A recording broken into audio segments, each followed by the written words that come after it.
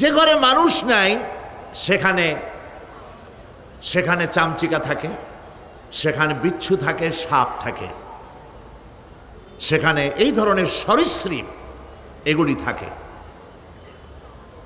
এখন যেখানে যেই দেহের মধ্যে কোরআন নাই সেই দেহটা বিরান বাড়ির মতো। আমাদের শিক্ষাঙ্গনগুলিতে এক সময় এর মনোগ্রামগুলিতে লেখা ছিল ইকরা বিস্মি রাব্বিকাল্লাযী খালাক, লেখা ছিল রব্বি জিদনি ইলমা, লেখা ছিল না? ছিল। 1972 সনে যারা ক্ষমতায় এলেন তারা এসে আল্লাহর কোরআনের আয়াত দুটি তুলে ফেলে দিলেন। এটি কি মিথ্যে না সত্য? এখন কোরআনে কারিম এমনিতেই ওখানে পড়ানো হয় না, পরীক্ষায় পাশ করার জন্য 2-4টা আয়াত 2-4টা হাদিস, আর তো কিছু নাই। একথা সত্য কিনা? মনোগ্রাম ছিল, কোরআনের আয়াত লেখা ছিল, এই কোরআনের আয়াত তুলে দেওয়া হলো। এখন কোরআন নাই। কোরআন নাই কি আছে? যেই দেহের ভিতরে কোরআন নাই, যে স্মৃতিতে কোরআন নাই, সেটা বিরান বাড়ির মতো। বিরান বাড়িতে বিচ্ছু থাকে, সাপ থাকে, কুইচা থাকে, সেখানে হিংস্র প্রাণী থাকে। যেখানে যে শিক্ষাঙ্গনগুলিতে কোরআন নাই সেই শিক্ষাঙ্গনিতে ওই সব জিনিস থাকে যা বিরান বাড়িতে থাকে। কথা বুঝতে পেরেছেন? ফলে আমাদের শিক্ষাঙ্গনগুলি থেকে চাঁদাবাজ, মাস্তান, গুন্ডা, ধর্ষণকারী ইত্যাদি সাপ্লাই হচ্ছে, তবে সব না। একটা উল্লেখযোগ্য অংশ খারাপ হয়ে যাচ্ছে। এটা ঠিক কিনা বলেন? এই খারাপ যদি ভালো বানাতে চাই, নীতি নৈতিকতা ছাড়া, কোরআনের শিক্ষা ছাড়া, পরকালের জবাবদেহি তার চিন্তা ছাড়া আমরা আমাদের শিক্ষাঙ্গনকে বিডিআর দিয়া, পুলিশ দিয়া, আর্মি অপারেশন করে এই নীতি নৈতিকতার সৃষ্টি করা যাবে না। মানুষ ওজনে কম দেয়, খাদ্যে ভেজাল দেয়, জমিনের আইল ঠেলে, বউকে পর্দায় রাখে না, মিথ্যা কথা বলে, ওয়াদা খেলাপ করে, প্রতারণা করে। এই সব জিনিস আপনি বন্ধ করতে পারবেন না। ক্লিন হার্ট তো ভালো, এর থেকেও বড় কোনো অপারেশন যদি থাকে, সে অপারেশন করেও মানব গোষ্ঠীকে ভালো বানানো যাবে না। একটি জিনিসই মানুষকে ভালো করতে পারে, সেটা হলো আল্লাহর কাছে কিয়ামতের দিন জবাবদেহিতা। এই জবাবদেহিতার উপরে ভিত্তি করেই আমি আপনাদের সামনে কথা বলতে চাই। যদি আল্লাহ পাক আমাদেরকে তৌফিক দান করেন, আমরা বলি আমিন। নবী করিম সাল্লাল্লাহু আলাইহি ওয়াসাল্লাম তার নবুয়তের শুরুতে তিনি 3টি বিষয় মানুষকে দাওয়াত দিয়েছেন। এর একটি হলো তাওহীদ, একটি হলো রিসালাত, আর একটি হলো আখিরাত। তাওহীদ বলতে তিনি বুঝাইছেন সার্বভৌমত্বের মালিকানায় আল্লাহর সাথে কোনো শরীক নাই। কথা বুঝতে পেরেছেন? সার্বভৌমত্ব, ক্ষমতা এবং তার কর্তৃত্বে আল্লাহর সাথে কোনো শরীক নাই। এই কথা বিশ্বাস করার কোনো উপায় নাই যে সকল ক্ষমতার উৎস জনগণ। এই কথা বলা এবং বিশ্বাস করা মুসলমানদের কোনো সুযোগ নাই। সকল ক্ষমতার কর্তৃত্বের কেবলমাত্র, একমাত্র, শুধুমাত্র মালিককে। আল্লাহ পাক বলেছেন আন্নাল কুওয়াতা লিল্লাহি জামিআ, সমস্ত ক্ষমতার উৎস কেবলমাত্র কে? আল্লাহ পাক। এটি হলো নবী করিম সাল্লাল্লাহু আলাইহি ওয়াসাল্লামের প্রথম দাওয়াত। দ্বিতীয় দাওয়াত হলো নবী করিম সাল্লাল্লাহু আলাইহি ওয়াসাল্লাম বলেছেন আমি হচ্ছে আল্লাহ রসুল, আল্লাহ রসুল হিসেবে আমাকে প্রেরণ করেছেন। 3 নম্বরের দাওয়াত ছিল এই যে এই দুনিয়া এরকম থাকবে না, এই দুনিয়া ধ্বংস হবে এবং আমরাও একদিন মরে যাব। মরার পরে মাটিতে মিশে যাব, গলে যাব। এরপরে আবার আল্লাহ পাক আমাদেরকে উঠাবেন এবং কিয়ামতে আল্লাহর কাছে আমাদেরকে জবাবদিহি করতে হবে। এই 3টি বিষয় নবী করিম সাল্লাল্লাহু আলাইহি ওয়াসাল্লাম মক্কি জিন্দেগিতে মানুষের সামনে এই দাওয়াত পেশ করেছেন এবং কোরআনে কারিমও এই কথাগুলি এইভাবেই নাজিল হয়েছে। কাফেরেরা 3টি জিনিসের প্রথম জিনিসের সাথে তারা দ্বিমত খুব একটা করতে পারে নাই। তারাও জানতো যে আল্লাহ এক আছেন। তাদের যে দেবতাগুলি ছিল এ সম্পর্কে তাদের ধারণা ছিল যে দেবতাগুলিও ওই আল্লাহর তৈরি করা, তবে আল্লাহর কাজের এরা হলো অংশীদার। যেরকম গভর্নমেন্টের একজন প্রধানমন্ত্রী থাকে আর একজন প্রেসিডেন্ট থাকে, আর বিভিন্ন বিভাগে মন্ত্রীরা থাকে, আল্লাহরও এইভাবে রাষ্ট্র, আল্লাহ বা ভগবান বা গড, তারও এই বিশ্ব এগুলিকে পরিচালনা করার জন্য বিভিন্ন মন্ত্রণালয় আছে, আর ওই সব মন্ত্রণালয়গুলিতে আমাদের দেবতাগুলিকে এইভাবে শরীক করে রাখা তিনি রেখেছেন। এটা হলো তাদের ধারণা। 2 নম্বরে, নবী করিম সাল্লাল্লাহু আলাইহি ওয়াসাল্লামের রিসালাত সম্পর্কে তাদের এ ব্যাপারে তারা একমত হতে পারে নাই, কিন্তু নবী করিম সাল্লাল্লাহু আলাইহি ওয়াসাল্লাম মিথ্যা কথা বলেছেন নাউজুবিল্লাহ, এটা তারা ধারণা করতে পারতো না। কারণ 40টি বছর পর্যন্ত একটি মিথ্যে কথা তিনি বলেন নাই। সুবহানাল্লাহ বলেন। নবুয়তের আগ পর্যন্ত কোনো মিথ্যে কথা তার কাছ থেকে লোকেরা শোনে নাই। সুবহানাল্লাহ। সারা জীবনেও তিনি কোনো মিথ্যে কথা বলেন নাই। তৃতীয় যে বিষয়টি, এই বিষয় ছিল তাদের মারাত্মক প্রশ্ন, সেটাই আপনাদের সামনে আমি বলবো ইনশাআল্লাহ। তবে স্রষ্টা সম্পর্কে, আল্লাহ সম্পর্কে তাদের ধারণা ছিল এই। আল্লাহ পাক কোরআনে কারিমে বলছেন, ওয়ালা ইন সাআলতাহুম মান খালাকাস সামাওয়াতি ওয়াল আরদা লায়াকুলুন্না খালাকাহুন্নাল আজিজুল আলিম। তাদেরকে যদি প্রশ্ন করা হয় কে আকাশ সৃষ্টি করেছে, কে জমিন সৃষ্টি করেছে, তাহলে তারা বলবে, এবং তোমাদেরকে কে সৃষ্টি করেছে, তার জবাবে তারা বলবে পরাক্রমশালী আল্লাহ রব্বুল আলামিন, তিনি সৃষ্টি করেছেন। ফেরাউনও কিন্তু কোনোদিন বলে নাই যে আকাশ আর জমিন আমি সৃষ্টি করেছি।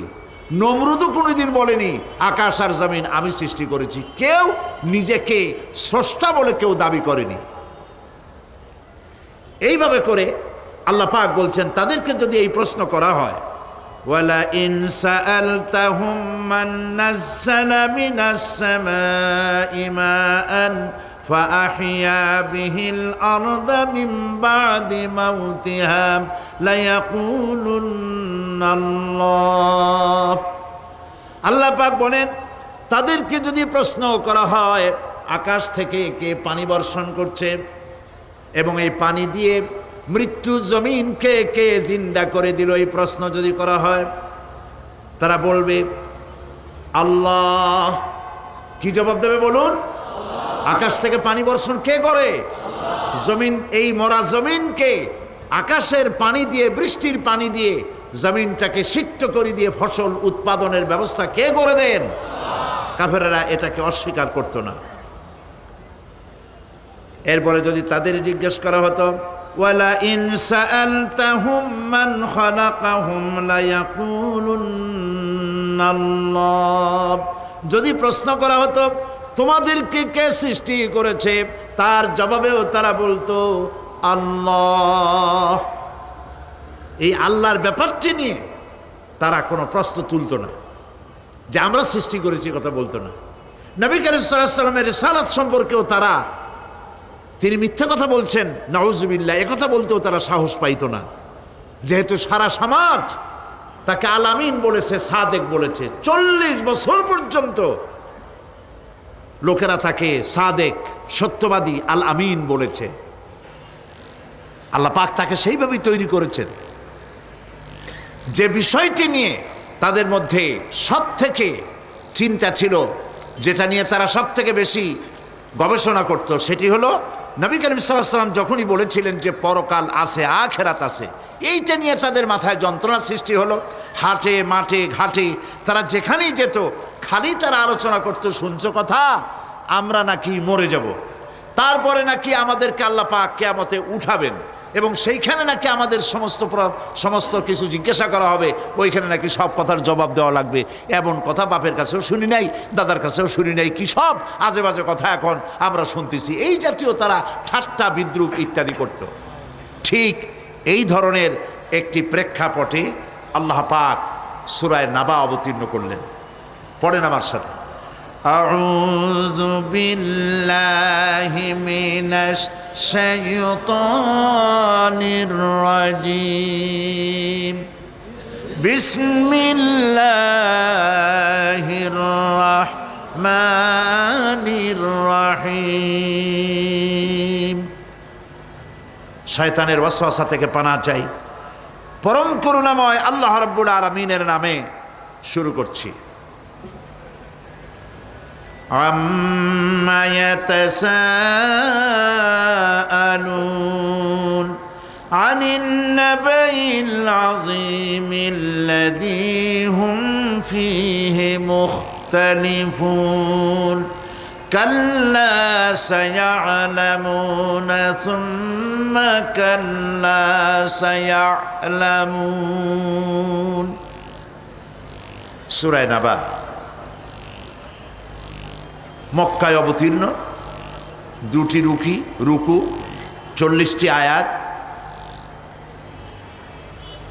এই সূরাটিতে আল্লাহ পাক মানুষের পরকালীন জীবন সম্পর্কে এবং পরকালের সম্ভাবনা সম্পর্কে এক বিস্তারিত আলোচনা আল্লাহ পাক করেছেন। নবী করিম সাল্লাল্লাহু আলাইহি ওয়াসাল্লাম বলেছেন, কেউ যদি দুনিয়ায় বেঁচে থেকে জীবিত চোখ দিয়ে পরকাল দেখতে চায়, পরকাল তো আমরা দেখতেছি না, কি বলেন? আমরা দেখতেছি? আমাদের কোন আত্মীয় স্বজন, মরা আত্মীয় স্বজন বেঁচে এসে ওই জগৎ সম্পর্কে আমাদেরকে কিছু বলতে পারতেছে? কেউ পারেনি। কাজেই সেই পরকালটা কেমন হবে, নবী করিম সাল্লাল্লাহু আলাইহি ওয়াসাল্লাম বলেছেন, কেউ যদি দেখতে চায় তাহলে, দুনিয়ায় বেঁচে থাকা অবস্থায় কেউ যদি পরকাল দেখতে চায় তাহলে সে যেন সূরা নাবা, সূরা নাজিআত, সূরা তাকবীর, সূরা আল ইনফিতার সে যেন পড়ে। তাহলে কিয়ামত তার চোখের সামনে ভেসে উঠবে। সুবহানাল্লাহ। আল্লাহ পাক বলছেন, আম্মা ইয়াতাসাআলুন, তারা কি সব ব্যাপারে জিজ্ঞাসাবাদ করছে? আনিন নাবাইল আযীম, সেই মহা ব্যাপারটি, সেই মহা খবরের ব্যাপারেই কি তারা এসব প্রশ্ন করছে? আল্লাযী হুম ফীহি মুখতালিফুন, যে ব্যাপারে তারা নিজেরাই মতদ্বৈততায় ভুগছে এবং নিজেরাই ঠাট্টা বিদ্রুপ ইত্যাদি করে বেড়াচ্ছে। কাল্লা সায়ালামুন, কখনো নয়, অবশ্যই তারা জানতে পারবে। সুম্মা কাল্লা সায়ালামুন, পুনরায় বলছি, অবশ্যই তারা এই বিষয়টি জানতে পারবে। এ হলো আয়াত যদ্দূর পড়েছিলাম তার শাব্দিক তর্জমা। এরা আম্মা ইয়াতাসাআলুন আনিন নাবাইল আযীম, নাবাইল আযীম বলতে কিয়ামত এবং পরকালকে বোঝায়। ইয়াতাসাআলুন বলতে জিজ্ঞাসাবাদ, পরস্পরকে তারা জিজ্ঞাসা করতো, কি ভাই আমরা নাকি মরে যাব, তারপর নাকি জিন্দা হব, এটা কেমন কথা? আল্লাযী হুম ফীহি মুখতালিফুন, যে বিষয় নিয়ে তারা, পরকালের বিষয়টি নিয়ে পরস্পরে ঠাট্টা করত, বিদ্রুপ করত। পরকাল সম্পর্কে অবিশ্বাসী যারা ছিল তাদের প্রশ্নগুলো কিরকম ছিল, কোরআনে কারীম তা বিধৃত করছে। প্রিয় ভাই সব, কোরআন কোনো গোপন কিতাব নয়। আল্লাহ পাক কোনো জিনিস গোপন রাখেন নাই, সব জিনিসকে মানুষের সামনে স্পষ্ট করে দিয়েছে। সুবহানাল্লাহ বলেন। কিন্তু এখানে একটা দুঃখ আছে, সেটা হলো এই যে কোরআন শরীফ সম্পর্কে আমাদের মুসলমানদের একটি গ্রুপ, একটি দল, তারা বলে বেড়ান যে কোরআন তো আসলে আমরা বুঝবো না, আমরা হলাম পাবলিক, কোরআনের আমরা বুঝবো কি, এগুলি সব আলেম ওলামাদের কাম, আমরা বুঝবো না। আসেন আমাদের অন্যরা কি বলে, হুজুররা কি বলে দেখি, সেই সব বইপত্র পড়ি। প্রিয় ভাই সব, বুজুর্গরা, মুরব্বীরা যে কথা বলেন, সে কথা যে সঠিক তা বোঝার জন্যই তো কোরআন প্রয়োজন। কোরআনই যদি না বুঝলেন তাহলে তারা আপনাদেরকে বিভ্রান্ত করছে কিনা সেটা তো আপনি বুঝতে পারবেন না। কথা ঠিক কিনা বলেন? এখন কোরআন বোঝা যারা বলেন যে এটা কোরআন বোঝা সহজ নয়, কঠিন, আমার চিন্তায় এই লোকগুলি, এই বিশাল একটি গ্রুপ, একটি দল, শয়তানের বড় রকমের ওয়াসওয়াসার ভিতরে তারা নিমজ্জিত হয়ে গেছে। আল্লাহ মেহেরবানি করে এই ভাইদের দৃষ্টিকে খুলে দিন, যাতে তারা বুঝতে পারে যে কোরআন শুধু আলেম ওলামাদের জন্য নয়, কোরআন পৃথিবীর সমস্ত মানুষের জন্য। হুদাল্লিল আলিমিন তো আল্লাহ পাক বলেন নাই আলেমদের জন্য নাজিল করেছি, তা তো বলেন নাই, বলেছেন হুদাল্লিন নাস, সমস্ত মানুষের জন্য কোরআন দেওয়া হয়েছে। এখন কোরআন বোঝা কঠিন না সহজ? এই প্রশ্নের জবাবে আল্লাহ রাব্বুল আলামিন, আমরা প্রশ্ন করব, আমাদের প্রশ্ন করার অনেক আগে আল্লাহ রাব্বুল আলামিন সূরা কামারের ভিতরে একটি প্রশ্নের জবাব 4 বার দিয়েছেন। আল্লাহ পাক বলেছেন, ওয়া লাকাদ ইয়াসসারনাল কুরআনা লিযিকর ফাহাল মিন মুদ্দাকির। আল্লাহ পাক বলেন, আমি আল্লাহ অবশ্যই কোরআনকে মুখস্থ করার জন্য আর কোরআন বোঝার জন্য মানুষের কাছে আমি সহজ করে দিয়েছি। ফাহাল মিন মুদ্দাকির, আছে কে কেউ এর থেকে উপদেশ গ্রহণ করা? 4 বার আল্লাহ পাক বলেছেন সূরা কামারের ভিতরে, অবশ্যই কোরআন আমি বোঝার জন্য সহজ করে দিয়েছি। সুবহানাল্লাহ বলেন। আমরা বুঝতে চাই না, তাহলে বুঝবো কি করে? বুঝতে চাইলেই তো আমরা বুঝতে পারবো, চেষ্টা করলেই বুঝতে পারবো। কোরআনে কারীমের এই সূরাটির দিকে লক্ষ্য করেন, আল্লাহ পাক বলছেন কাফেরেরা এটা বিশ্বাস করতো না। বিশ্বাস না করে তারা কি সব প্রশ্ন উঠাইতো, সেই প্রশ্নগুলো আল্লাহ পাক তুলে ধরেছেন। আরেকটি জিনিস লক্ষ্য করুন, আল্লাহর চাইতে শক্তিধর পৃথিবীতে কেউ আছে? আকাশে কেউ আছে? কোথাও কেউ আছে? কেউ নাই। আল্লাহরে অস্বীকার করছে একদল লোক, বলতেছে মানি না। আল্লাহ পাক ফেরেশতা পাঠায় দিলেন, ওদের গর্দান পিটাই ভাঙ্গে দাও, আমারে মানে না কে? এইরকম কি আল্লাহ করছে? না, করেন নাই। ওরা বলে পরকাল মানি না, আল্লাহরে মানি না। আল্লাহ পাক কোরআনে যুক্তি দিয়েছেন, আর নবী করিম সাল্লাল্লাহু আলাইহি সাল্লামকে বলেছেন, ইন্নামা আনতা মুযাক্কিরুন লাস্তা আলাইহিম বিমুসাইতির। হে নবী, উপদেশক করে আপনাকে পাঠাইছি, আপনাকে লাঠি চার্জ করার জন্য পাঠাই নাই। আপনি দারোগা নন, আপনি প্রচারক। মানুষকে উপদেশ দিন সুন্দর সুন্দর ভাষায়, উদউ ইলা সাবিলি রাব্বিকা বিল হিকমাতি ওয়াল মাউইজাতিল হাসানা। মিষ্টি মিষ্টি ভাবে, সুন্দরভাবে, সুকৌশলে মানুষকে ভালো ভালো কথাগুলি সুন্দর করে বুঝিয়ে দিন। সুবহানাল্লাহ বলেন। এখন এই কাফেররা বলছে পরকাল বুঝি না, এটা কেমনে হয়? আমরা অস্বীকার করি, মানি না। আল্লাহ পাক সাথে সাথে ফেরেশতা দিয়ে কারো ঘাড় মটকান নাই, কিন্তু পারতেন না? পারতেন না? আরে ভাই বলেন না কেন, পারতো কি না? অবশ্যই পারতেন, কিন্তু তা করেন নাই। প্রত্যেকটি কথা যুক্তি দিয়ে, হাজারো যুক্তি দিয়ে আল্লাহ পাক বুঝাইছেন। সুবহানাল্লাহ। কাফেরেরা প্রশ্ন করল, তারা বলতো আমাদের এই জীবন শেষ, মৃত্যুর পরে আমাদের আর নতুন করে ওঠা লাগবে না। ওরা বলতো ইন্না হাউলানি লায়াকুলুনা ইন হিয়া ইল্লা মাউতাতুনাল উলা ওয়া মা নাহনু বিমুনশারিন।